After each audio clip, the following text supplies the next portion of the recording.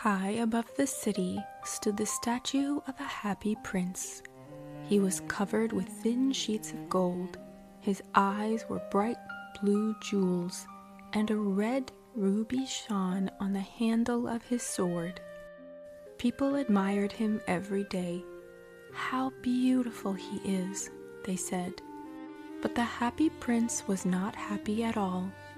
From his tall place he could see all the sadness of the city, and his metal heart felt heavy. One evening a little swallow flew over the city. He was on his way to a warm country, but he was tired and stopped to rest at the feet of the statue. As he settled down, a drop of water fell on him. "That is strange," said the swallow. "There's not a cloud in the sky." Then another drop fell, and another. The swallow looked up and saw that the happy prince was crying. "Why are you crying?" asked the swallow. The prince answered, "When I was alive, I lived in a palace and knew only joy. Now I see the poor and the hungry, and my heart is full of sorrow. Little swallow, will you help me?" The prince asked the swallow to take the red ruby from his sword to a poor mother whose child was sick. The swallow felt sorry for them and agreed. He carried the ruby through the dark streets and left it beside the woman's bed.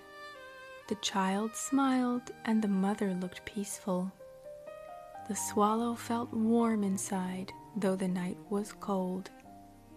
The next day, the prince asked again, "Dear swallow, will you stay one more night?" He told the bird about a young writer who was cold and hungry, and about a little match girl whose matches had fallen in the snow. The swallow took the blue jewels from the prince's eyes and gave them to the two children so they would be safe. Now the statue was blind, but the prince said, "I can still feel the sadness of my city."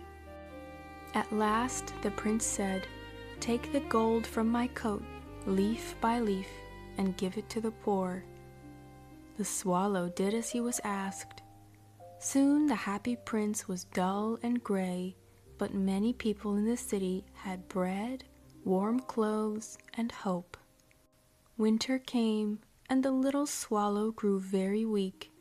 He knew he could not fly to the warm country now. "Goodbye, dear prince," he whispered. "I am glad that you stayed with me," said the prince. The swallow kissed the prince's cheek and closed his eyes forever. The metal heart of the statue broke in two with sadness. The next morning, the townspeople saw the dull, broken statue and took it down. But high above the city, something beautiful happened. The swallow and the kind heart of the happy prince were carried to a bright, peaceful place where love lasts forever.